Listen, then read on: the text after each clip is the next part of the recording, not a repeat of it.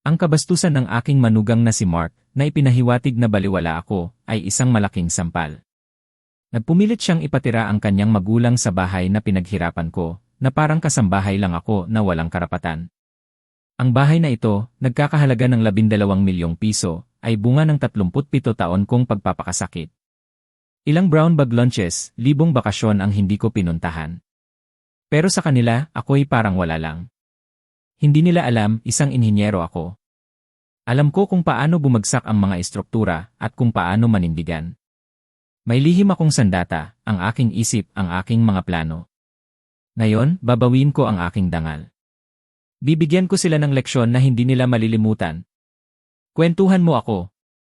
Naranasan mo na bang baliwalain I like at I share ang video na ito? I-comment sa ibaba saan kayo nanonood. Ako ay si Mang Lito. Sa mahabang 37 taon ng aking buhay, inilaan ko ang bawat hibla ng aking lakas at isip sa pagiging isang inhinyero ng estruktura. Sa mundong iyon, natutunan ko ang maraming bagay, hindi lamang kung paano bumagsak ang mga gusali at tulay, kundi higit sa lahat, kung paano bumuo ng isang pundasyon na matibay, isang estruktura na mananatili. Iyon ang aking naging prinsipyo sa buhay. Kaya nang dumating ang araw na nagretiro ako sa edad na 63, nagpasya akong panahon na para bigyan ko naman ang sarili ko ng kapayapaan, isang lugar kung saan maririnig ko ang aking sarili mag-isip ng malinaw, malayo sa ingay at gulo ng syudad. Ang napili kong santuwaryo ay isang magandang bahay sa tabing lawa, sa hilaga ng Mindanao, sa isang lugar na tahimik at malayo sa kabihasnan. Iyon ang aking pinapangarap na paraiso, ang aking pinaghirapan. Ang kabuang halaga ng bahay at lupa ay umabot sa halos 12 milyong piso, 12 milyon. Hindi ito basta-basta. Bawat sentimo ng halagang iyon ay pinagpawisan ko, pinag-ipunan, at pinagplanuhan. Naaalala ko pa, ang bawat pera ay galing sa simpleng brown bag lunches na kinakain ko sa aking mesa habang ang aking mga kasamahan ay lumalabas. Mga bakasyon na hindi ko pinuntahan, mga pista opisyal na ipinagpaliban ko. Kahit ang mga Sabado ng umaga, habang ang lahat ay natutulog pa, ako ay nagtatrabaho, nag-o-overtime, nagdaragdag sa aking ipon. Iyon ang aking sakripisyo, ang aking pamana. Nang pirmahan ko ang mga papeles, nakaupo ako sa tapat ni Ginang Elena Cruz, ang aking ahente ng real estate, sa kanyang opisina. Malinaw pa sa aking alaala ang bawat galaw. Isinulat ko ang aking pangalan sa bawat dokumento gamit ang parehong matatag na kamay na ginamit ko sa loob ng 37 taon ng pag-compute ng mga karga at paggawa ng mga detalyadong disenyo. Walang panginginig, walang pag-aalinlangan. Pagkatapos, kinamayan ako ni Ginang Elena. Ngumiti siya at sinabi, Mang Lito, opisyal na kayong may-ari ng isa sa pinakamagandang ari-arian sa lawa ng mainit. Nagpasalamat ako sa kanya, at sa loob-loob ko, naramdaman ko ang kakaibang kagalakan, isang kagalakan na matagal nang hindi ko naramdaman. Kinuha ko ang mga susi, at naramdaman ko ang bigat at tibay nito sa aking palad sa buong biyahe pahilaga. Simbolo iyon ng aking bagong buhay, ng aking kapayapaan. Habang nagmamaneho ako, unti-unting lumiit at lalong tumahimik ang mga kalsada. Ang malalawak na highway ay naging makitid na kalsada ng probinsya, at kalaunan naging graba. Ang mga puno ay lalong lumaki at nagdikit-dikit, na parang bumubuo ng isang natural na tunel. Sa bawat kilometrong nilalakbay ko, lalong bumaba ang signal ng aking cellphone. Mula sa 4 na bar, naging isa na lang itong kumukurap na signal, na parang nagpapaalam sa mundo kong dati. Huminto ako sa isang maliit na tindahan ng paing pangisda sa labas ng bayan ng San Miguel at bumili ng kape, itlog, tinapay, at mantikilya, mga simpleng pangangailangan para sa aking bagong simula. Ang babae sa cashier ay nakangiti, bumisita lang po, mang tanong niya. Dito na po titira, tugon ko, at mumiti siya na parabang naunawaan niya ang lahat, na parabang tama ang sinabi ko. Nang sa wakas ay makita ko ang lawa, sumilip ito sa pagitan ng malalaking puno ng pino. Agad akong huminto at pinatay ang makina. Gusto kong damhin ang sandaling iyon. Isang malaking tagak ang nakatayo sa gilid ng tubig, kasing tahimik ng post ng bakod, naghihintay ng huli. Ang tanging naririnig ko ay ang bulong ng hangin sa mga puno ng pino at ang mahinang hampas ng tubig sa tabing dagat. 5 minuto akong nakaupo doon, humihinga lang ng malalim, pinapakiramdaman ang bawat tunog. Walang alarm ng kotse, walang ingay ng jackhammer, walang easy ng kapitbahay na sumisiksik sa dingding. Tahimik lang. Tunay na tahimik. Iyon ang klase ng katahimikan na nakalimutan ko na umiiral pagkatapos ng 30 taon sa syudad. Ito ang aking kapayapaan. Ang kabin ay eksaktong tulad ng ipinangako sa mga larawan sa brochure. Mga troso ng cedar ang dingding, may malaking fireplace na bato na umaakyat sa hilagang dingding, at malalaking bintana na nakaharap sa lawa, nagbibigay ng perpektong tanawin ng kalikasan. 3 kwarto. 3 kwarto. Parang isang luho ito para sa akin, lalo na pagkatapos ng ilang dekada kong pamumuhay sa masisikip na apartment sa syudad. In-unpack ko ang aking mga gamit sa paraang lagi kong nilalapitan ang isang bagong proyekto, sistematiko, sinadya, at bawat bagay ay nasa tamang lugar. Isinabit ko ang aking mga gamit sa pegboard sa garahe, maayos. Ang aking mga libro ay nakaayos sa mga built-in shelves. Ang coffee maker ay inilagay ko sa counter kung saan unang tatama ang sikat ng araw sa umaga. Paglubog ng araw, halos tapos ko nang ayusin ang lahat. Gumawa ako ng kape, kahit huli na sa hapon, at alam kong hindi ito matalino. Nagdala ako ng tasa sa Adirondack chair sa pantalan, at doon, pinanood ko ang mga ibon sa lawa na lumilipad at lumalangoy sa tubig. Sa payapang sandaling iyon, tinawagan ko si Diane, ang aking kaisa-isang anak na babae, para ipaalam na nakarating na ako ng ligtas. Masaya siya para sa akin. Narinig ko sa boses niya ang tunay na kagalakan. Sinabi niya na nararapat ako sa lahat ng kapayapaang ito. Nag-usap kami ng halos 20 minuto tungkol sa mga simpleng bagay, ang kanyang mga estudyante sa ikatlong baitang, kung magtatanim ba siya ng hardin ngayong tag-init, kung paano nagsisikap si Mark sa real estate firm niya. Ito ay isang normal na usapan. Ang klase ng usapan na mayroon ka kapag walang mali, kapag ang lahat ay nasa ayos. Ngunit, alam kong ang kapayapaang ito ay pansamantala lang. Hindi ko pa lubos na naiintindihan, pero may bumubulong sa aking isip na ang katahimikang ito ay mayroong tinatagong bagyo. Hindi ako nagkakamali. Hindi pa man sumisikat ang araw sa aking ikalawang araw sa paraiso, tila isang napakalakas na ugong ang sumira sa katahimikang aking dinaramdam. Ang telepono ko ay nagring, isang tunog na matagal nang hindi ko naririnig sa ganitong katahimikan. Sa syudad, normal na yan. Dito isa itong pambihirang pangyayari. Sa una, inakala ko na baka tawag ito mula sa munisipyo ng San Miguel, baka may follow-up sa mga papeles ng bahay. Lumitaw sa screen ang hindi ko kilalang numero, ngunit may kutob akong konektado ito sa buhay na aking iniwan. Sumagot ako, at ang boses na sumalubong sa akin, ay hindi ang boses ng isang opisyal ng gobyerno. Lito, ang tinig na yon. Ang boses ng aking manugang na si Mark. Agad kong nakilala ang tiyak na tono na iyon, isang tono na natutunan kong intindihin sa loob ng 6 na taon ng kasal niya sa aking anak na si Diane. Hindi ito tanong. Hindi ito pakiusap. Ito ay isang abiso, isang pahayag.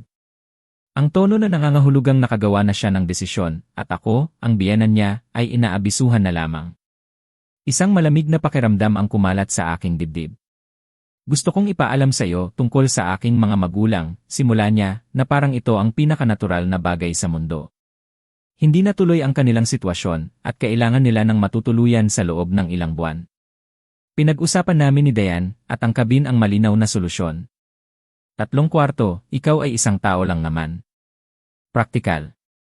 Sa bawat salitang lumabas sa kanyang bibig, lalong bumigat ang tasa ng kape sa aking kamay. Praktikal ibinaba ko ang kape ng marahan sa mesa, halos walang tunog. Nagsalita ako, kalmado ngunit may pait. Pinag-usapan niyo tanong ko. Sino kami ni Diane? Sagot niya agad, na parang iyon ang pinakamabuting sagot. Akala niya may saysay. Hindi ako naniwala. Alam kong si Diane ay may puso, ngunit alam ko rin kung paano siya naimpluwensyahan ni Mark. Mark, sabi ko, sinusubukang panatilihing matatag ang aking boses, pinirmahan ko ang mga papeles kahapon. Hindi pa nga ako nakakatagal dito, at sinasabi na niya ito tama, sagot niya, na may bahagyang pagtaas ng boses, tila naiinis. Kaya nga swak ang timing. Nakatunganga lang naman ang lugar sa halos buong oras. Ang pahayag niyang iyon ay isang dagok sa aking dignidad. Ang bahay na pinaghirapan ko, ang aking pinapangarap na pahingahan, ay tinawag niyang nakatunganga. Para bang wala itong halaga, walang kabuluhan, kung ako lamang ang nakatira. Nagkaroon ng maikling pagtigil, at pagkatapos ay bahagyang nagbago ang kanyang boses. Mas malambing, mas mapanlin lang, ginagamit ang taktikang pang-emosyonal. May problema sa kalusugan ang aking tatay. Kailangan nila ng tahimik at malinis na lugar. Hindi mo naman ginagamit lahat ng espasyo na yan. Isang panunulak ng konsensya. Isang panunukso sa aking kabutihang loob. Ngunit sa ilalim ng lahat ng iyon, narinig ko ang kanyang tunay na layunin. Hindi ito pakiusap. Ito ay isang pag-angkin. At pagkatapos, dumating ang huling dagok, ang pinakamalalim na sugat. At sa totoo lang, kung may problema ka dyan, dapat mong isipin na ibenta at bumalik sa Maynila kung saan ka talaga magiging kapaki-pakinabang sa pamilya. Isang suntok sa aking pagkatao, sa aking halaga. Matapos ang lahat ng aking pinaghirapan, ang lahat ng aking sakripisyo, sinasabi niya sa akin na kung hindi ako susunod sa gusto niya, ako ay walang pakinabang. Wala akong pagkakataong sumagot. Pinatayan niya ako. Matagal akong nakaupo sa pantalan pagkatapos niyon. Ang mundo sa paligid ko ay nanatiling tahimik, ngunit sa loob ko, isang malakas na ingay ang umalingaw-ngaw. Ang tagak ay nandoon pa rin, hindi gumalaw mula sa pwesto nito sa gilid ng tubig, walang pakialam sa gulo sa aking isipan. Iyon ang tunay na kapayapaan na gusto ko. Ngunit ngayon, ito ay nabahiran ng kapaitan. Ito ang tungkol sa pagiging inhinyero sa loob ng 37 taon, hindi ka basta-basta sumasagot sa isang problema ng may emosyon. Hindi. Sinusuri mo ito. Kinikilala mo ang mga variable, ang mga posibleng punto ng pagkabigo, at nagdidisenyo ka ng solusyon. Isang solusyon na matibay. Isang solusyon na mananatili. Pumasok ako sa kabin, ang aking mga yapak ay matatag. Gumawa ako ng bagong kape, mainit at matapang, na tila nagbibigay lakas sa aking pag-isip. Umupo ako sa mesa ng kusina, inilatag ang isang legal pad, at kinuha ang aking mechanical pencil. Nagsimula akong magsulat. Hindi ako masyadong natulog nung gabing iyon. Pero ayos lang. May trabaho akong gagawin. At ang trabahong iyon ay hindi lamang para sa bahay na ito, kundi para sa aking dignidad at para sa hinaharap ng aking pamilya. Hindi ako titigil. Kasalukuyang umaga ng aking ikatlong araw sa kabin. Bagaman ang umaga ay sinasalubong pa rin ng malamig na simoy ng hangin mula sa lawa ng mainit at ang malumanay na tunog ng mga ibon, ang katahimikan ay hindi na pareho. Sa loob ng aking kusina, na kung saan ang unang sikat ng araw ay dumadapo sa counter at sa aking coffee maker, naramdaman ko ang kakaibang bigat. Ang mabangong amoy ng bagong lutong kape ay tila bumabalot sa akin, ngunit hindi nito kayang pawiin ang matalim na pag-isip na nagaganap sa aking isip. Nakaupo ako sa mesa, sa harap ng isang legal pad at ng aking paboritong mechanical pencil, at ang bawat salitang isinulat ko doon kagabi ay nagbigay linaw sa aking susunod na hakbang. Hindi ako natulog ng husto, ngunit ang pagkapagod ay nagbigay daan sa isang matalim na determinasyon. Bilang isang inhinyero sa loob ng halos 4 na dekada, natutunan ko ang kahalagahan ng pagiging masusi, ng pagtukoy sa bawat posibleng variable bago magsimula ang anumang proyekto. At ngayon, ang aking buhay, ang aking pinaghirapan, ay naging isang napakahalagang proyekto. Kailangan kong idetalye ang bawat anggulo, kailangan kong makita ang bawat posibleng panganib. Kaya naman, ang una kong ginawa kinabukasan ng umaga ay ang gumawa ng 3 mahahalagang tawag sa telepono. Ang una kong tinawagan ay ang tanggapan ng munisipyo ng San Miguel. Huminga ako ng malalim bago idyal ang numero. Nang sumagot ang isang clerk, kalmado kong ipinaliwanag na ako ang bagong may-ari ng isang ari-arian sa tabing lawa at nagtatanong ako tungkol sa mga regulasyon para sa mga matagal na naninirahan.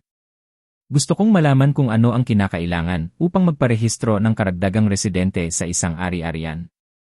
Matyagang ipinaliwanag ng clerk ang mga patakaran, anumang naninirahan ng mas matagal sa 30 araw ay kailangang irehistro. Ito ay hindi lamang para sa census, kundi para sa mas mahahalagang layunin tulad ng emerhensya, tugon sa sunog at medikal. Kailangan nilang malaman kung sino ang nasa loob ng aking bahay sakaling may mangyari. Pinakiusapan ko siyang ulitin ang eksaktong wording ng 2 beses, at isinulat ko ito ng salita sa aking legal pad.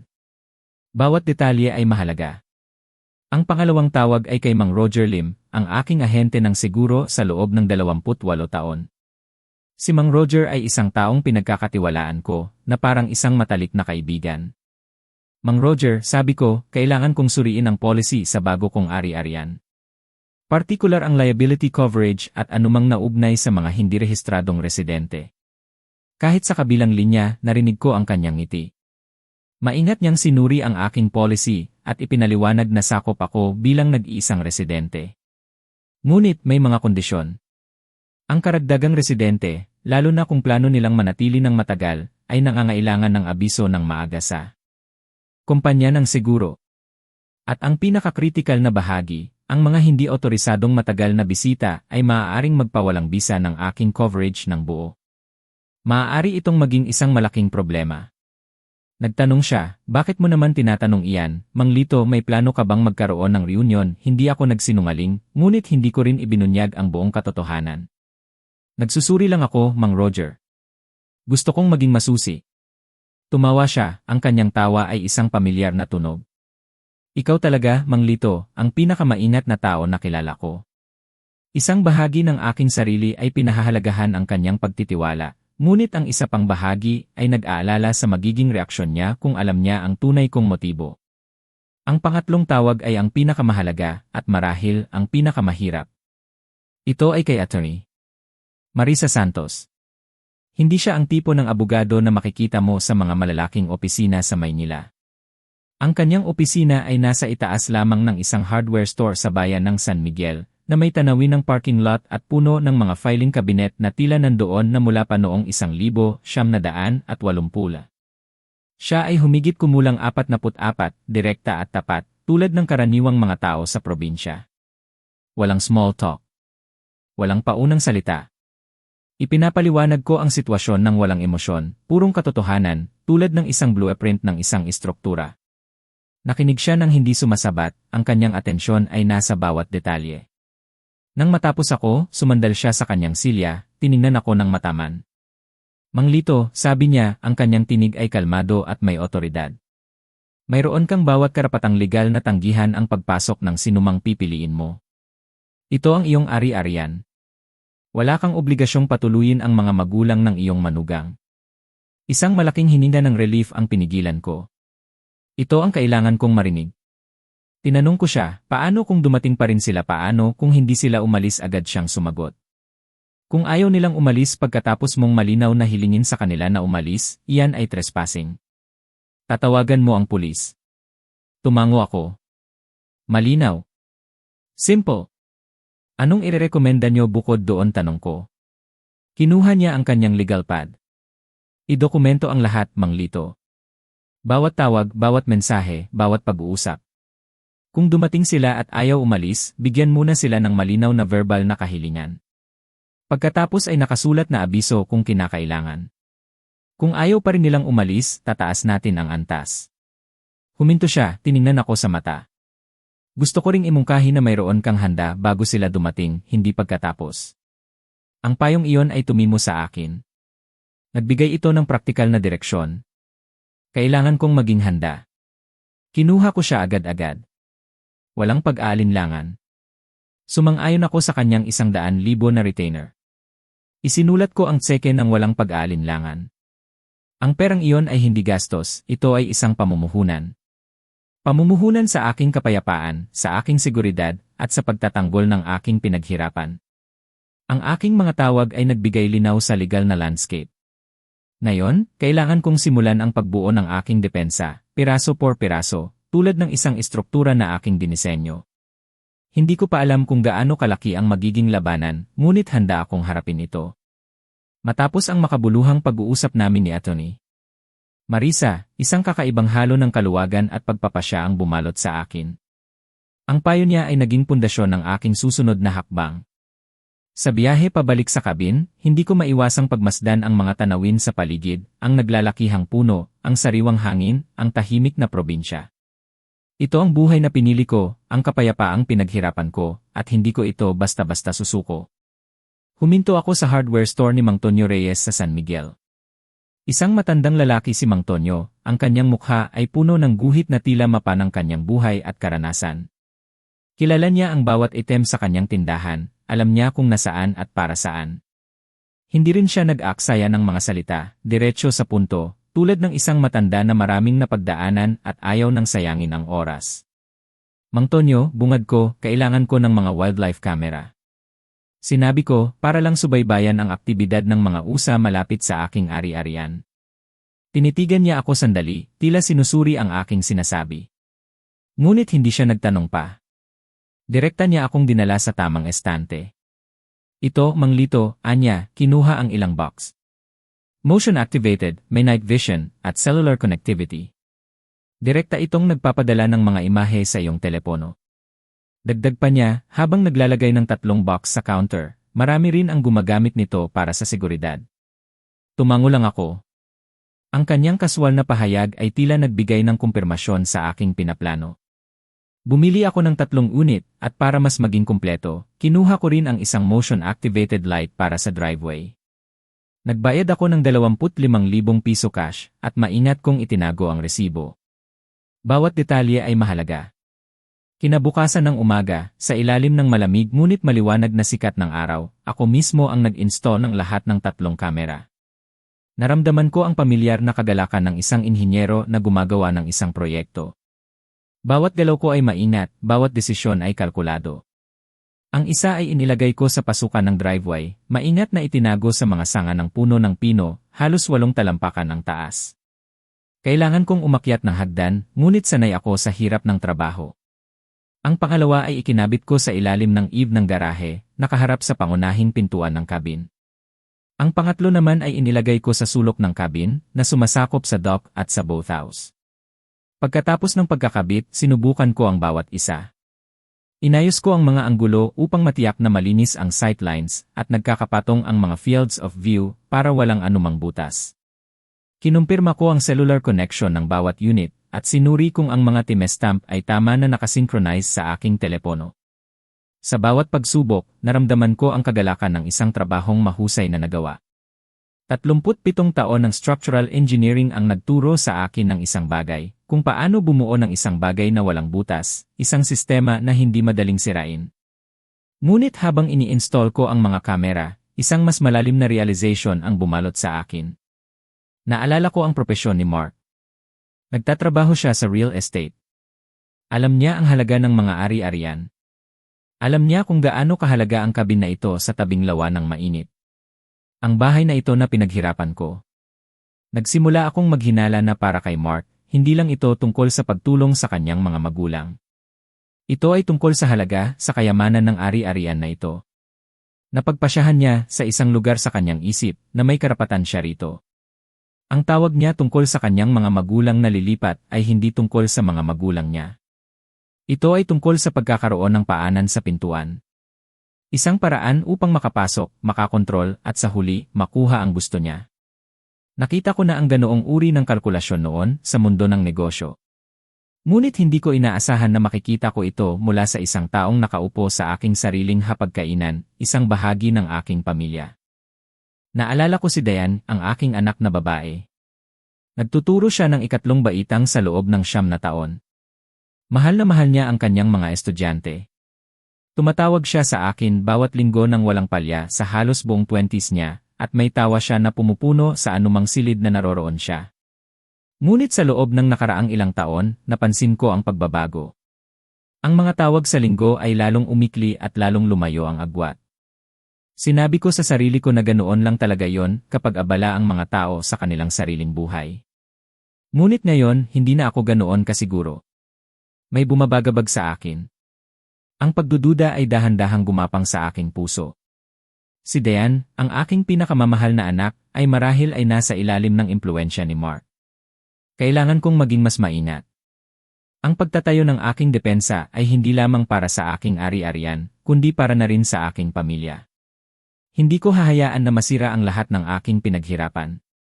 Naging tahimik ang kabin, ngunit sa loob ko, nagsisimula pa lamang ang labanan.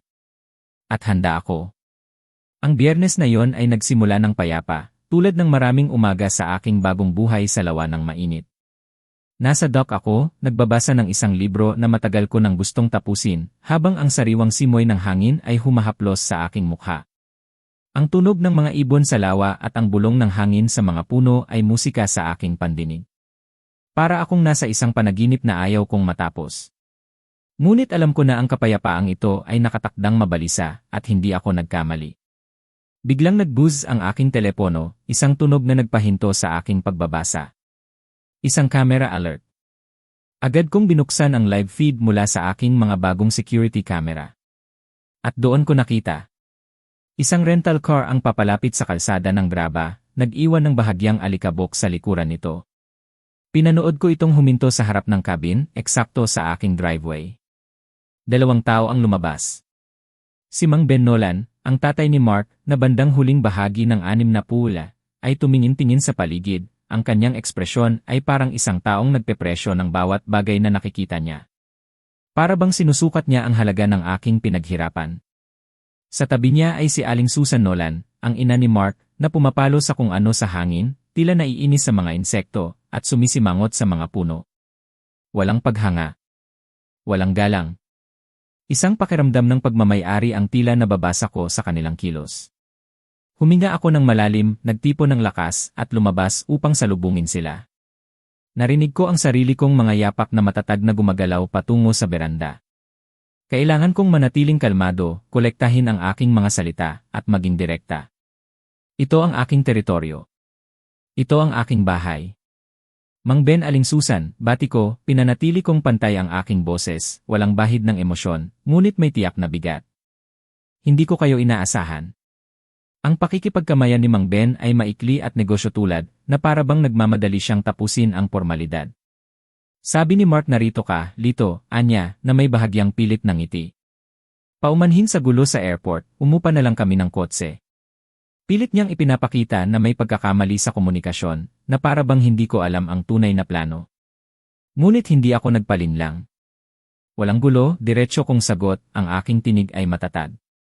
Hindi ako pumayag na sunduin kayo, at higit sa lahat, hindi ako pumayag na manatili kayo rito. Sa puntong iyon, humigpit agad ang ekspresyon ni Aling Susan. Ang kanyang mukha ay naging matigas, tila nagtatago ng inis at pagkabigo. Sabi ni Mark, ayos na ito, pagtatalo niya, ang kanyang tinig ay may bahagyang pagtaas. Hindi pag-aari ni Mark ang ari-ariang ito, sabi ko, ang bawat salita ay may timbang. Ako ang may-ari. At direkta kong sinasabi sa inyo na hindi kayo mananatili rito.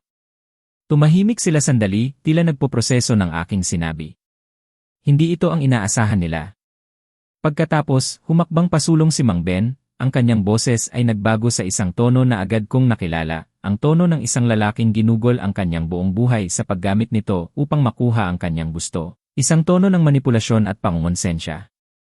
Ngayon, Lito, maging makatwiran tayo rito, simula niya, ang kanyang tinig ay tila malambing, mapagkunwari. Kami ay pamilya. Mayroon kang 3 kwarto at ikaw ay isang tao lang sa lahat ng espasyo na ito. Hindi tama na tumanggi kapag kailangan ng tulong ng tao. Ang mga salitang kami ay pamilya ay tila lumabas sa kanyang bibig na puno ng kabalintunaan. Pinatapos ko siya, hinayaan siyang ilabas ang lahat ng kanyang sasabihin. Pagkatapos, nagsalita ako, kalmado ngunit may pait. Makasarili, sabi ko, ang salitang iyon ay tumimo sa hangin. Nagtrabaho ako ng 37 taon para sa lugar na ito. Kumain ako ng tanghalian sa aking mesa habang ang lahat ay lumalabas.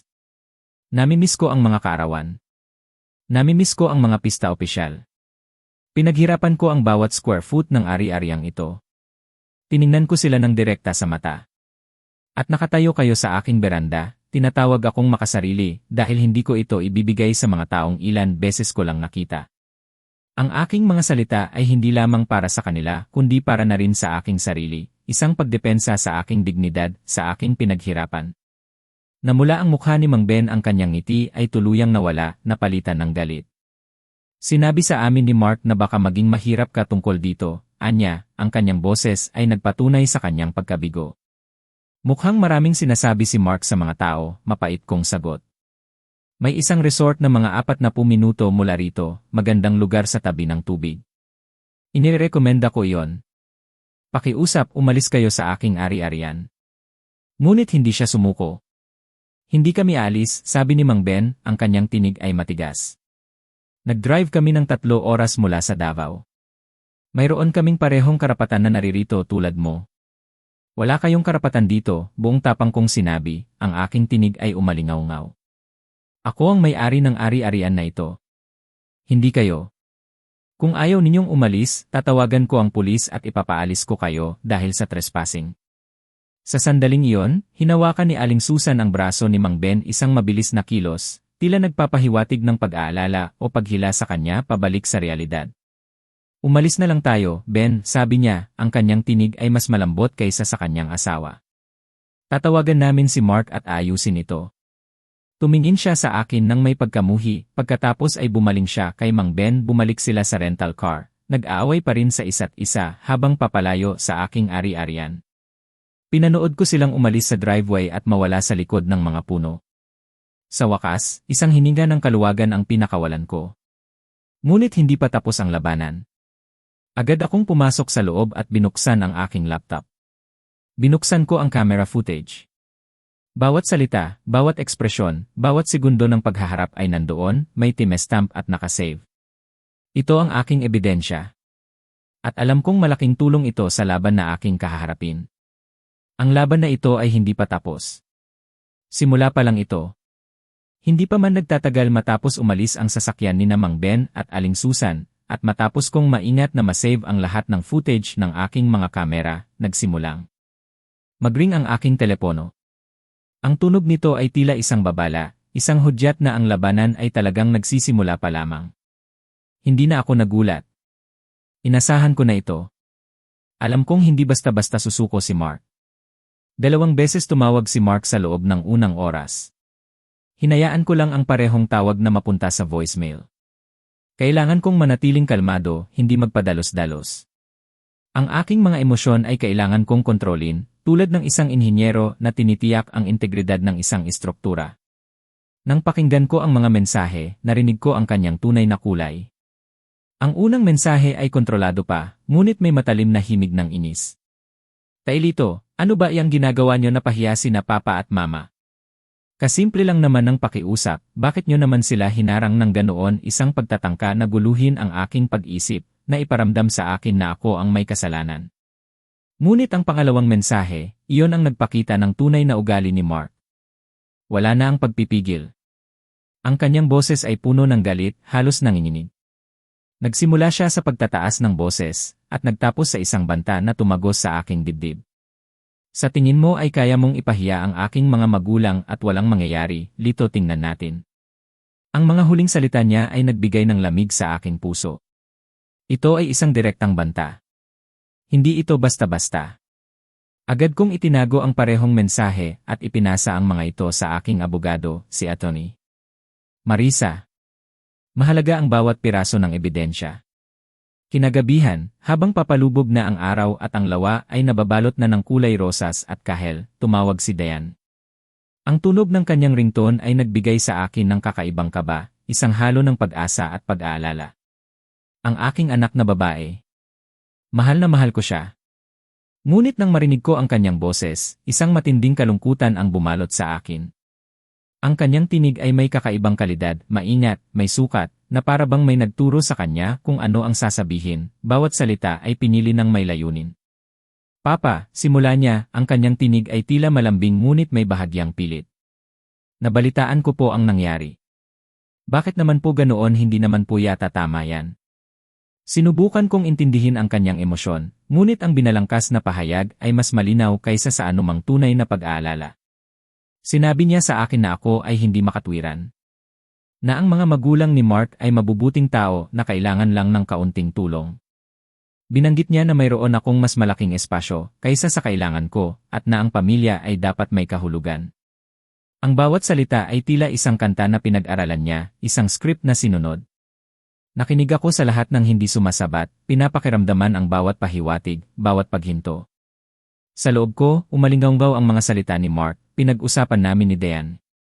Ngayon, alam ko na kung paano nila ito pinag-usapan. Nang matapos siya, nagkaroon ng maikling katahimikan. Hininga ko ang sariwang hangin, tiningnan ang papalubog na araw sa lawa ng mainit.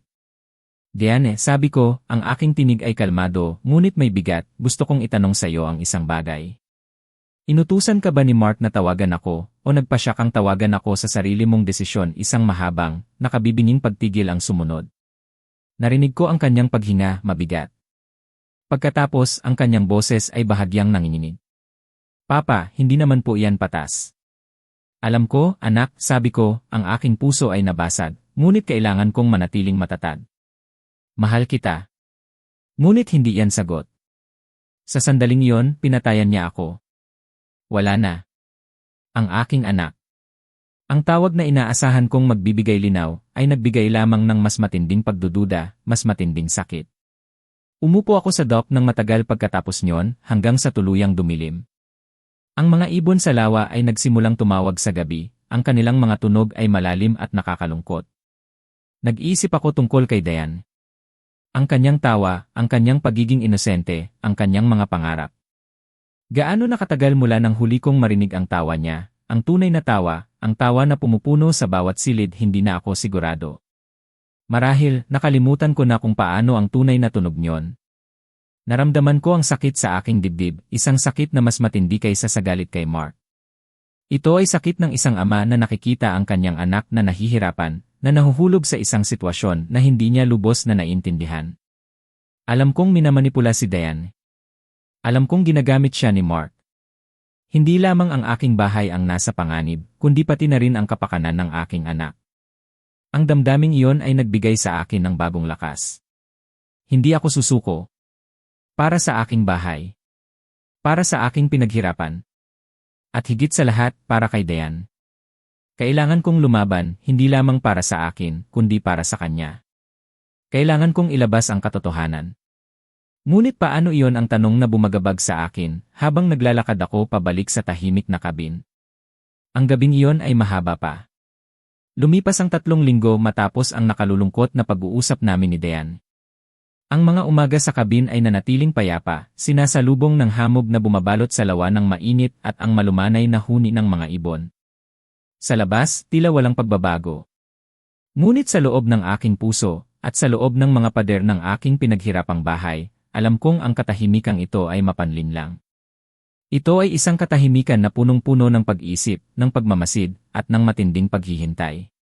Alam kong hindi si Mark ang tipo na bibitaw sa isang bagay ng ganoon kadali. Siya ang tipo na magre-regroup, magpaplano, at muling susubok. Kaya naman, hindi ako nagpakampante. Ginamit ko ang mga 3 linggo na iyon sa parehong paraan na ginamit ko ang bawat mahirap na panahon sa aking karera bilang isang inhinyero, nangalap ako ng impormasyon. Ang aking kabin ay naging aking command center.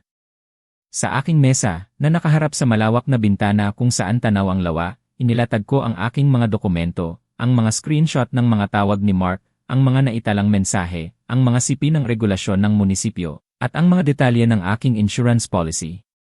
Araw-araw, sinisigurado kong gumagana ang aking mga security camera at sinusuri ang bawat feed.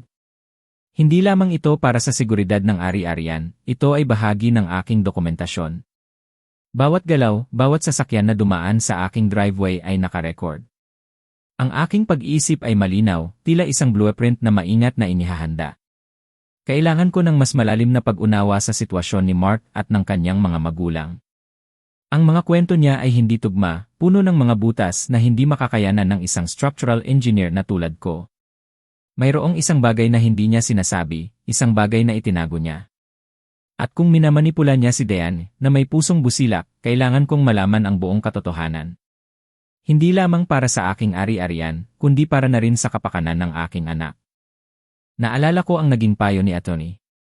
Marisa na dapat mayroon akong handa bago sila dumating, hindi pagkatapos. At ang payo niya na kumuha ng pribadong investigador kung kailangan ng mas malalim na paghuhukay. Kaya naman, isang umaga, habang ang lawa ng mainit ay sinasalubong ang sikat ng araw sa kanyang pinakamagandang anyo, gumawa ako ng isa pang mahalagang tawag. Kinontak ko si Aling Beth Rivera, isang pribadong investigador sa Maynila na inirekomenda ni Atty. Marisa. Kilala si Aling Beth sa kanyang pagiging profesional at sa kanyang kakayahang maghanap ng impormasyon nang hindi nag-editorial, nang walang dagdag bawas sa mga katotohanan. Nang kausapin ko si Aling Beth, ipinaliwanag ko ang sitwasyon ng maikli at direkta. Nagbigay ako ng mga pangalan sina Mark, Mang Ben at Aling Susan Nolan. Humiling ako ng isang basic background check sa mag-asawang Nolan at isang pangkalahatang financial overview ng sitwasyon ni Mark. Mahalaga ang bawat detalye. Kailangan kong malaman ang katotohanan, Aling Beth, sabi ko sa kanya. Hindi lang para sa akin, kundi para sa aking anak. Sumang-ayon siya agad, ang kanyang tinig ay kalmado at may kumpiyansa. Nagkasundo kami sa halagang 15,000 piso para sa mga serbisyong ito, isang presyo na, para sa akin, ay napakaliit kumpara sa kapayapaan ng aking isip at sa kaligtasan ng aking pamilya. Mabilis ang kanyang aksyon. Si Aling Beth ay mahusay, walang pag-aaksaya ng oras. 4 na araw pagkatapos kong tawagan siya, dumating ang ulat sa aking email. Kinakabahan ako habang binubuksan ko ito. Ang sikat ng araw ay tumagos sa bintana, nagpapailaw sa aking mesa, ngunit tila ang liwanag na yon ay hindi sapat upang pawiin ang bigat na aking naramdaman. Ang unang tingin pa lang sa ulat ay nagbigay na sa akin ng matinding pag-aalala. Ang bawat salita, bawat numero, ay nagbigay linaw sa isang madilim na katotohanan. Isang katotohanan na mas komplikado at mas nakababahala kaysa sa aking naisip. Ito ang pinaghirapan kong hanapin. Ang katotohanan. Ngunit ang pagdating nito ay nagdala ng mas malalim na katanungan, isang mas mabigat na pasanin. Nagawa ko na ang aking bahagi. Ngayon, oras na para harapin ang ibubunyag ng ulat. Ano kaya ang susunod na lihim na mabubunyag? Handa ba ako sa lahat ng aking matutuklasan? Ito ay simula pa lamang. Ang araw na dumating ang ulat ni Aling Beth Rivera ay isa sa mga araw na hindi ko malilimutan. Matapos ang 4 na araw ng tahimik na paghihintay, dumating ito sa aking email. Nakaupo ako sa mesa ng kusina, sa harap ng malawak na bintana kung saan tanaw ang kumikinang na lawa ng mainit, habang ang sikat ng araw ay tumagos at nagbigay ng gintong liwanag sa loob ng kabin. Ang tanawin ay payapa, ngunit ang aking kalooban ay balisa. May kaba sa aking dibdib habang binubuksan ko ang attachment. Alam kong ang ulat na ito ay maglalabas ng katotohanan, ngunit hindi ko lubos na naiisip kung gaano kabigat ang katotohanang iyon. Ang unang bahagi ng ulat ay tungkol kina Mang Ben at Aling Susan Nolan. Kinumpirma nito ang aking hinala, nagdeklara ng bankruptcy si Mang Ben 18 buwan na ang nakakaraan. Naalala ko ang pagmamayabang ni Mark tungkol sa restaurant investment ng kanyang tatay. Ngayon, malinaw na ang investment na yon ay matagal nang dumudugo ng pera sa loob ng maraming taon bago tuluyang bumagsak. Ang resulta isang civil judgment na umabot sa 3,750,000 piso laban sa kanya mula sa isang kasosyo sa negosyo. Ito ay isang malaking halaga, isang matinding pagkalugi. Mas masakit pa, ang apartment na inilarawan ni Mark sa akin bilang kailangan ng renovation ay hindi kailanman na-renovate. Ito ay na-foreclose. Naku! Isang laking panloloko. Para sa akin, bilang isang inhinyero, ang impormasyong ito ay tulad ng isang structural defect na unti-unting lumalabas. May crack na. At ang sumunod na revelasyon ay nagpakita kung gaano kalalim ang crack na yon. Sina Mang Ben at Aling Susan ay nakatira na palaki na Mark at Diane sa loob ng 5 buwan. 5 buwan? Hindi ilang linggo tulad ng ipinahiwatig ni Mark. Ang pagiging tahimik nila, ang pagtatago ni Mark, lahat ay nagbigay linaw sa kanyang plano. Ito ay isang panlilinlang, isang pagtatangka na gamitin ang kanilang sitwasyon upang makakuha ng pabor o mas malala, upang makapasok sa aking ari-arian. Pero ang pinakamabigat na bahagi ng ulat ay dumating kasama ang isang personal na tawag mula kay Aling Beth. Ang kanyang boses sa telepono ay kalmado pa rin, ngunit narinig ko ang bigat sa kanyang mga salita. Mang Lito, sabi niya, mayroong mga financial transfer mula sa isang joint account na pag-aari ng iyong anak na si Diane at ng iyong manugang na si Mark patungo sa mga account na nakapangalan kay Mang Ben Nolan. Sa loob ng nakaraang 10 buwan, binibilang ko ang humigit kumulang 2,400,000 piso pa. Para akong binagsakan ng langit. Naramdaman ko ang paglamig ng aking mga kamay, at ang aking puso ay tila tumigil sa pagtibok. 2,400,000. Ito ay pera ni Diane at Mark. Pera na pinaghirapan nila, pinag-ipunan. Alam kong si Diane ay isang matipid at masipag na guro. Anuman ang kanilang mga ipon, anuman ang kanilang mga plano sa hinaharap bilang isang pamilya, ang malaking halagang iyon ay nawala, at halos tiyak na hindi alam ni Diane ang buong larawan. Nanginginig ang aking mga kamay habang sinisikap kong panatilihin ang aking kalmado. Aling Beth, sabi ko, ang aking boses ay bahagyang nanginginig. Maaari mo bang idokumento ang lahat ng iyan, bawat transaksyon, bawat petsa Mang Lito? Tugon niya, tapos na. Ang report ay darating sa iyo ngayon, kasama ang lahat ng detalye. Nagpasalamat ako sa kanya, at nang matapos ang tawag, umupo ako sa mesa, tinitigan ang lawa ng mainit na ngayon ay tila malabo na sa aking paningin. Nang dumating ang kumpletong ulat sa aking email, agad ko itong ipinaprint. Ang bawat pahina ay puno ng mga numero, petsa, at pangalan. Inilagay ko ang ulat sa aking lumalaking folder ng mga ebidensya. Ang folder na ito ay naging simbolo ng aking laban, ng aking paghahanap ng katotohanan. Pagkatapos, pumunta ako sa dock. Umupo ako doon ng matagal. Ang mga ibon ay lumalangoy pa rin, ang hangin ay humahaplos sa aking mukha, ngunit ang lahat ay nagbago. Ang 2,400,000. Iyon ay pera rin ni Diane. Ano man ang kanilang pinag-ipunan ni Mark para sa kanilang kinabukasan, sa kanilang pamilya, sa kanilang anak na wala na. At masakit ang ideya na ang aking sariling anak, na may malinis na puso, ay malamang na walang alam sa buong lawak ng panlilinlang. Hindi ito basta-basta. Ito ay isang pagtataksil sa tiwala, isang pagyurak sa kanilang pinaghirapan. Hindi ito tungkol sa akin na lang. Hindi na lang ito tungkol sa aking bahay. Ito ay tungkol kay Diane. Ang aking anak. Ang aking pamilya. Naramdaman ko ang bigat ng pasanin. Kailangan kong protektahan siya. Kailangan kong ilabas ang katotohanan, hindi lamang para sa aking ari-arian, kundi para sa kanyang kapakanan. Ang pakiramdam ng sakit ay naghalo sa determinasyon. Kailangan kong kumilos. At kailangan kong kumilos ng matalino. Ngayon, alam kong may bagong laban na aking kahaharapin, isang laban na mas personal kaysa sa inaakala ko. At ito ang simula ng pagbabago. Isang Huwebes ng hapon, ilang linggo matapos kong matanggap ang nakababagabag na ulat mula kay Aling Beth, ako ay nasa Cagayan de Oro para sa isang routine check-up. Mahalaga ang kalusugan, lalo na sa aking edad, at kailangan kong matiyak na maayos ang aking pangangatawan. Ang waiting room sa klinika ay payapa, may kaunting tao, at ang mahinang tunog ng radyo ay nagpaparamdam ng pagka-relax. Ngunit, ang kapayapaang iyon ay biglang naputol. Biglang nag-buzz ang aking telepono. Isang camera alert. Ang pamilyar na tunog na iyon ay agad na nagpabilis ng tibok ng aking puso. Agad kong binuksan ang live feed mula sa aking security camera. Ang screen ng aking telepono ay naging bintana sa aking bahay sa lawa ng mainit, isang bintana na nagpakita ng isang eksena na hindi ko inaasahan, ngunit sa loob-loob ko ay tila inaasahan ko na. Nakita ko si Mark, ang aking manugang, na naglalakad sa loob ng aking cabin. Hindi siya nag-iisa. May kasama siyang 2 tao na hindi ko pa nakikita kailanman, isang lalaki at isang babae, parehong nasa edad 40. Sila ay mayroong tiyak na kilos, isang uri ng atensyon na tanging mga taong nagtatasa ng halaga ng ari-arian ang mayroon. Ang lalaki ay may hawak na clipboard na tila nagsusulat ng mga tala.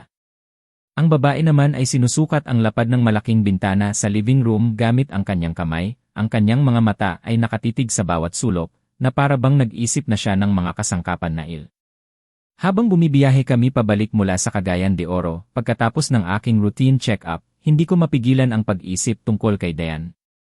Sa kabila ng lahat ng nangyayari, ang aking pangunahing pag-aalala ay para sa aking nag-iisang anak. Ang mga dokumentong hawak ko sa aking tabi, ang ulat mula kay Aling Beth, ang mga footage mula sa aking mga kamera, lahat ay nagtuturo sa isang masakit na katotohanan. Kailangan kong sabihin ito sa kanya. Kailangan niyang malaman. Ngunit paano kailangan ko ng tamang paraan, tamang oras, at higit sa lahat, tamang lugar kung saan hindi siya makokontrol ni Mark. Kung tatawagan ko siya sa bahay, at naroon si Mark, alam kong mapipigilan niya ang anumang sasabihin ko, gagawa siya ng kwento, lilikha ng kalituhan. Magaling siya doon. Kailangan kong makita siya ng mag-isa. Kaya naman, kinabukasan ng umaga, naglakas loob akong tawagan si Diane. Anak, sabi ko, sinisigurado kong malambing ang aking tinig, pwede mo bang makipagkita sa akin sa Cagayan de Oro sa Sabado ikaw lang sana? Mayroon akong mahalaga na kailangan kong ibahagi sa iyo ng personal. Tumahimik siya sandali sa kabilang linya. Narinig ko ang kanyang paghinga na tila nag-isip kung paano niya ito gagawin. Pagkatapos sa wakas, sige po, Papa. Darating po ako. Isang maliit na pag-asa ang sumibol sa aking puso. Kahit papaano, mayroon kaming pagkakataon. Nagkita kami sa isang maliit na kainan malapit sa daungan ng Cagayan de Oro. Isang kulay abo na Sabado ng umaga, ang langit ay mabigat ngunit hindi umuulan. Si Diane ay naroon na nang dumating ako, nakaupo sa isang sulok na booth. Ang kanyang mga kamay ay mahigpit na nakabalot sa isang tasa ng kape, na tila naghahanap ng init at ginhawa. Nakita ko sa kanyang mukha ang pagod, isang pagod na hindi dahil sa biyahe, kundi ang klase ng pagod na naninirahan sa isang tao sa loob ng maraming buwan, na parang may bumabigat sa kanyang kaluluwa.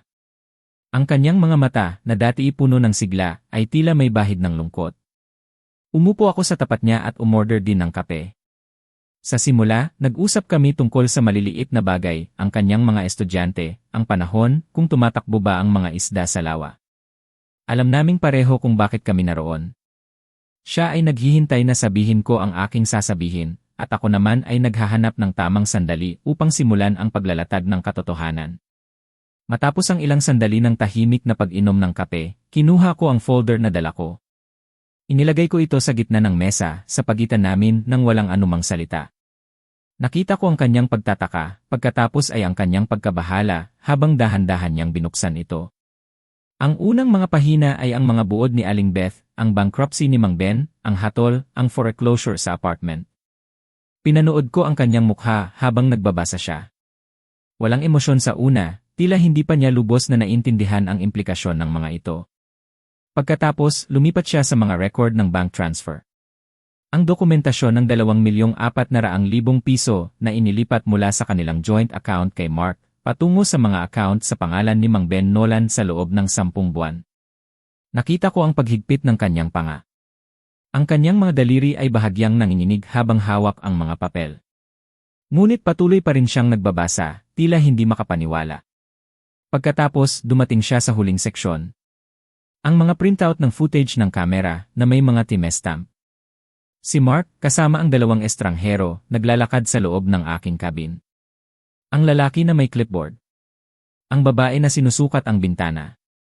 22 minuto ng pagpapakita ng aking tahanan sa mga estranghero, habang ako ay nasa doktor, habang ako ay nagpapahinga. Ibinaba niya ang mga papeles.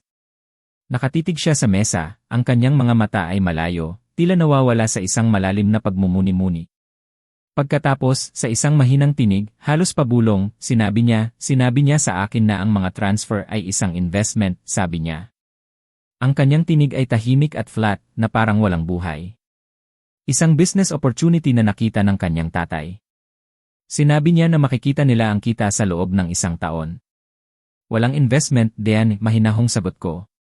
Ang perang iyon ay direktang napunta sa mga personal na account ng iyong biyenan upang bayaran ang kanyang mga utang.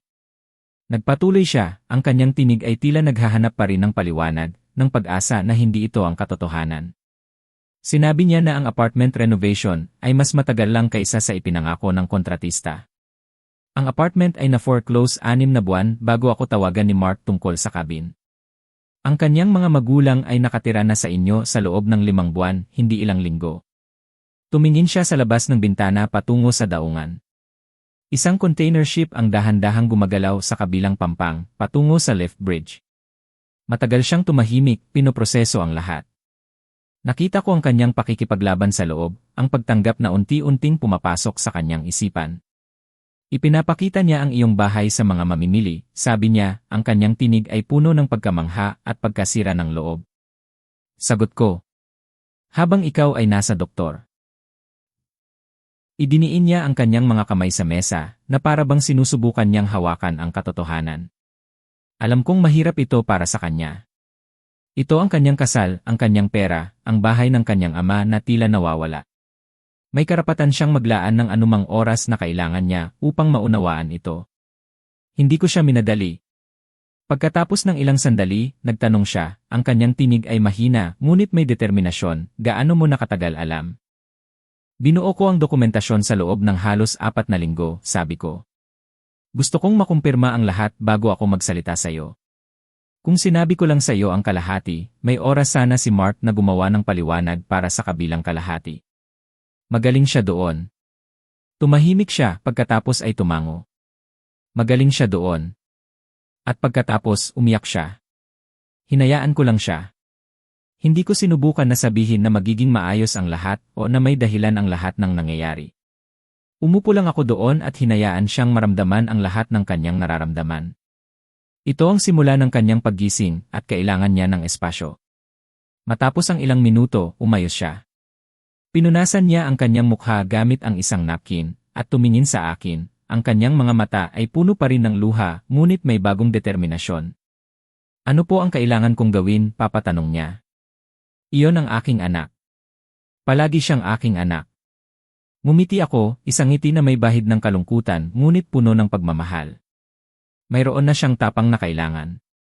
At alam kong magiging maayos din ang lahat. Ang unang hakbang ay nagawa na. Ang pagharap sa katotohanan. Ang pagharap sa kung ano ang. Matapos ang aming pag-uusap ni Dayan sa Cagayan de Oro, isang bagong yugto ang nagsimula. Hindi na ito lamang tungkol sa aking kabin o sa aking pinaghirapan. Ito ay tungkol na rin sa aking anak, sa katotohanan na siya ay nabiktima, at sa pagtatanggol sa aming pamilya. Agad kong ibinahagi kay Atty.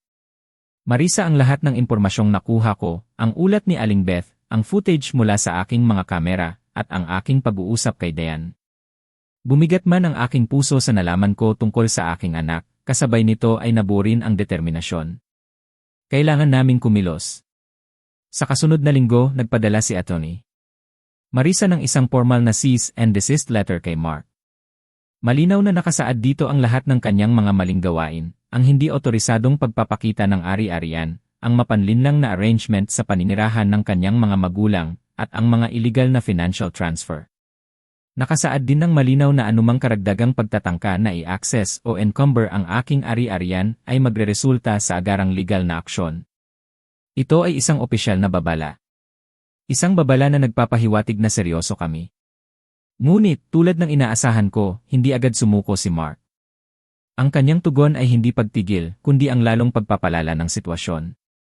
Sa halip na sumunod, ang kanyang abogado ay nagpadala ng isang sulat pabalik.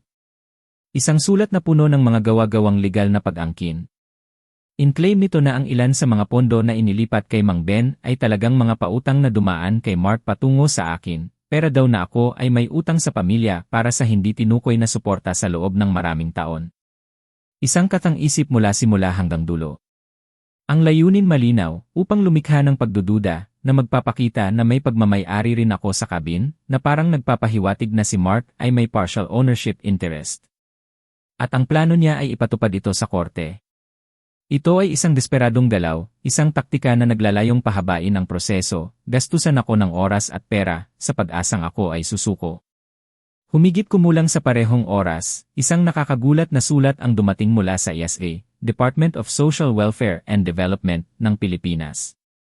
Isang anonymous complaint ang na-file, na nag-claim na nagpapakita ako ng mga senyales ng pagbaba ng cognitive function at namumuhay sa hindi ligtas na kondisyon. Ang sulat ay humihiling ng isang home visit upang suriin ang aking sitwasyon. Para akong nabagsakan ng langit. Alam ko kung sino ang nasa likod nito. Ito ay isang kilalang taktika. Tinawagan ko agad si Atty. Marisa. Ang kanyang tinig ay kalmado, ngunit mayroon ding bigat. Manglito, sabi niya, ito ay isang kilalang taktika. Minsan, ginagamit ng mga miyembro ng pamilya ang Adult Protective Services bilang isang pressure tool laban sa mga nakatatandang kamag-anak na hindi makikipagtulungan. Payo niya manatiling kalmado. Hayaan ang investigasyon na magpatuloy. At idokumento ang lahat. Ang kanyang payo ay nagbigay sa akin ng kapanatagan. Kailangan kong magtiwala sa proseso. Pagkatapos, tinawagan ko ulit si Aling Beth Rivera. Kailangan kong palawakin ang saklaw ng kanyang trabaho. Aling Beth, sabi ko, ito ay lumalala. Kailangan kong malaman ang buong financial picture ni Mark. Ang kanyang kasaysayan ng trabaho, anumang legal na aktibidad na mayroon siya. Alam ko, Manglito, tugon niya, ang kanyang tinig ay nagpapakita ng kanyang profesionalismo at pag-unawa. So am I. 8 araw pagkatapos, dumating ang pangalawang ulat ni Aling Beth. Tulad ng dati, ito ay masusi. At tulad ng dati, naglalaman ito ng masamang balita. Si Mark ay may 3 aktibong reklamo na na-file laban sa kanya sa ERC, ang ahensyang naglilisensya sa mga real estate agent.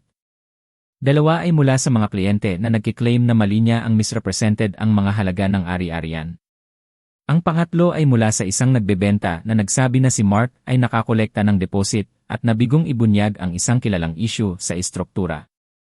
Wala pa sa mga ito ang nagresulta sa formal na disiplina, ngunit sila ay nasa record. Ngunit ang pinakamahalaga, nakahanap si Aling Beth ng 2 karagdagang bank account sa pangalan ni Mark na hindi alam ni Dayan na umiiral. Sa pagitan ng mga ito, ₱1.2 milyong ang lumipat sa loob ng nakaraang 14 na buwan. Ang ilan dito ay nagmula sa kanilang joint account. Ang ilan dito ay galing sa isang line of credit na binuksan sa pangalan ni Diane nang walang kanyang kaalaman. Binasa ko ang huling pangungusap na yon ng 2 beses. Isang line of credit sa pangalan ni Diane. Binuksan ng walang kanyang kaalaman. Ito ay hindi na isang lalaki na tumutulong sa kanyang mga magulang. Ito ay isang lalaki na sistematikong bumubuwag sa buhay pinansyal ng kanyang asawa, habang pinapanatili siyang masyadong abala at masyadong nalilito upang mapansin. Naramdaman ko ang paglamig ng aking dugo. Ito ay isang antas ng panloloko na hindi ko akalain. Ipinadala ko ang ulat kay Atty. Marisa kinagabihan. Mayroon na kaming mas matibay na basehan. Ang labanan ay nagiging mas malinaw at mas mapanganib. Ngunit alam ko rin na ngayon, mas malapit na kami sa katotohanan. Ang mga pangyayari ay nagbago ng mabilis pagkatapos kong ibigay kay Diane ang lahat ng ebidensya. Nakita ko ang unti-unting pagbabago sa kanyang mukha, mula sa pagkabigla, pagkasakit, tungo sa isang determinasyon na hindi ko pa nakikita noon. Ito ang aking anak. Ito ang tapang na alam kong naroon sa kanya. Pagkatapos ng aming pag-uusap, tinawagan niya ang abogado ni Mark, hindi upang makipag-ayos, kundi upang magbigay ng kanyang sariling babala. Nabalitaan ko mula kay Atty. Marisa na tinawagan mismo ni Diane ang abogado ni Mark. Ang kanyang boses, kahit na nag-aalangan sa simula, ay naging matatag habang sinasabi niya ang kanyang mensahe. Sinabi niya na kung itutuloy ni Mark ang pag-angkin sa aking ari-arian, ang aking kabin sa tabing lawa, siya mismo ang magbibigay ng buong testimonya tungkol sa bawat mapanlinlang na transfer, bawat nakatagong account, ang peking line of credit na binuksan sa kanyang pangalan, at higit sa lahat, ang 22 minuto ng timestamp footage na nagpapakita ng kanyang asawa na nagsasagawa ng isang hindi otorisadong property showing sa tahanan ng kanyang ama. Ito ay isang matapang na hakbang, isang pagharap sa katotohanan na walang takot. Ang epekto ay halos kagyat. Kinabukasan, ibinasura ng abogado ni Mark si Mark bilang kliyente. Tila ang pagharap sa direktang testimonya ni Diane, kasama ang lahat ng ebidensya na aming naipon, ay naging sapat na upang matapos ang kanyang pagtatangka. Para kay Mark, ito ay isang malaking kabiguan. Para sa akin, ito ay isang malaking tagumpay. Kasabay nito, nakita ko ang pagbabago kay Diane. Hindi na siya ang babaeng nalilito at naguguluhan na nakilala ko noong una. Nag-file siya ng diborsyo noong Nobyembre. Habang isinasagawa ang legal na proseso, siya at ang kanyang anak na babae, ang aking apo, ay nanirahan sa kabin kasama ko sa halos buong Disyembre. Ang malamig na simoy ng hangin ay humahalik sa kanilang mga pisngi habang kami ay nagluluto ng pancake at kumakain sa mesa sa tabi ng bintana, habang ang nyebe ay marahang bumabagsak sa lawa. Ang aking apo, si Mia, ay 4 na taong gulang noon at ang kanyang mga mata ay puno ng pagkamangha habang nagtatanong siya, "Papalito, nakikita kaya ng mga isda ang pagbagsak ng nyebe sa yelo?" Tumawa ako at sinabi, "Tingnan natin sa tagsibol." Mia, ang simpleng mga sandaling iyon ay nagbigay sa akin ng pag-asa. Ang diborsyo ay pinal na natapos noong sumunod na Abril. Ang susunod na abogado ni Mark ay sumubok pa ng 3 karagdagang legal na anggulo sa loob ng mga buwang iyon. Ngunit lahat sila ay bumagsak. Ang kanyang forensic accountant ay natapos ang kanyang pagsusuri, at ang kabuuang pinsala sa pananalapi na nagawa ni Mark ay umabot sa halos 4 na milyong piso, 4 milyon, nang bilangin ang lahat. Ang kanyang mga panloloko ay nagdulot ng malaking pinsala hindi lamang sa aking ari-arian, kundi pati na rin sa sarili niyang pamilya. Samantala, sina Mang Ben at Aling Susan Nolan ay lumipat mula sa lugar ni Mark nang magsimula ang mga paglilitis. Nabalitaan ko mula kay Atty. Marisa na nakahanap sila ng ibang matutuluyan sa isang kamag-anak sa Cebu. Ang kanilang papel sa plano ni Mark ay natapos na. Sa unang mainit na Sabado ng Mayo, habang ang araw ay sumisikat ng maliwanag at ang mga puno ay naliligo sa berdeng dahon, nasa dock ako na may hawak na tasa ng kape. Nakita ko sina Diane at Mia na naglalakad pababa sa landas mula sa kabin. Ang aking apo, si Mia, ay may daladalang isang child-sized fishing rod na in-order ko pa noong Pebrero at itinago sa closet, naghihintay pa rin sa pakete. Araw-araw niya itong tinatanong, "Papalito," sabi ni Diane, ang kanyang tinig ay puno ng pagmamahal at pag-asa. Ginamit namin ang buong hapon doon sa dock. Ang araw ay mainit, ngunit ang simoy ng hangin mula sa lawa ay nagbibigay ng ginhawa. Ipinakita ko kay Mia kung paano baitin ang kawil, kung paano itapon ang linya ng hindi nabubuhol, kung paano panoorin ang tubig at maghintay. Siya ay hindi partikular na magaling dito. 2 beses niyang nabuhol ang linya at 1 beses niyang nahulog ang uod, ngunit tumawa siya sa parehong pagkakataon na parabang ito ang pinakanakakatawang nangyari. Pagkatapos, hiniling niya na subukang muli. Nang malapit na ang paglubog ng araw, ang mga ibon sa lawa ay nagsimulang tumawag, ang kanilang mga tunog ay umalingaw-ngaw sa buong paligid. Tumingala si Mia mula sa kanyang pamalo na may malalaking mata, puno ng pagkamangha. Papalito, ano yang tunog yan, tanong niya. Iyan ay isang loon, sabi ko. Dito sila nakatira. Inisip niya ito sandali, ang kanyang maliit na mukha ay seryoso. Alam ba nila na bahay nila yan? Tumingin ako sa lawa, sa malawak at payapang tanawin na tila walang hanggan. Ang aking apo, na may inosenteng tanong na sumasalamin sa napakalalim na katotohanan, ay nagbigay sa akin ng kapayapaan. Sabi ko, ang aking tinig ay puno ng katiyakan. Alam nila. Si Mark ay naghangad na ibenta ang lugar na ito. Nakatayo siya sa aking sala kasama ang mga estranghero at isang clipboard, at naniniwala siyang naintindihan niya ang lahat. Ngunit sa halip, ang aking apo ay natututong mangisda mula sa dock kung saan ako nakaupo nang magsimula ang lahat, at ang mga ibon sa lawa ay tumatawag pa rin tulad ng dati. Nagtrabaho ako ng 37 taon para dito. Tumanggi ako nang ang lahat ay umaasa ng. Pinili ko ang katotohanan kaysa sa madaling katahimikan. At pinrotektahan ko ang sa akin, hindi lang ang ari-arian, kundi ang aking anak na babae at ang buhay na aking binuo. Kung may isang tao sa iyong buhay na nagsasabi sa iyo na ang pinaghirapan mo ay hindi sa iyo, na ang pagtatanggol sa iyong sarili ay ginagawa kang makasarili, na ang pagpapanatili ng pinaghirapan mo ay sa paanuman ay hindi mabait, huwag silang paniwalaan. Idokumento ang lahat. Kumuha ng abogado. At huwag kang umurong. Kung ang kwentong ito ay tumatak sa iyong puso, mag-iwan ng komento sa ibaba. Binabasa ko ang bawat isa. At kung mayroon kang kakilalang nangangailangan na marinig ito, ibahagi mo sa kanila.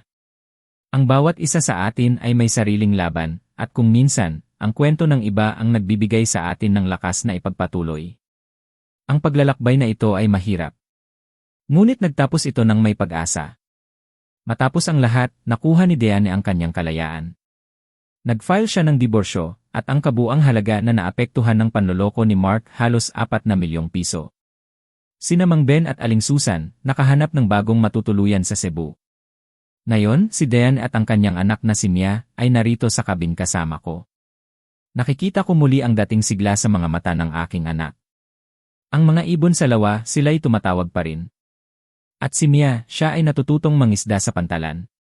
Kung may isang bagay akong natutunan, ito ay, huwag maniwala sa mga nagsasabi na hindi sa iyo ang iyong pinaghirapan. Idokumento ang lahat. Kumuha ng abogado. At huwag kang umurong. Kwentuhan mo ako. Naranasan mo na bang ipaglaban ang iyong nararapat? I like at I share ang video na ito. At mag-comment sa ibaba saan kayo nanonood.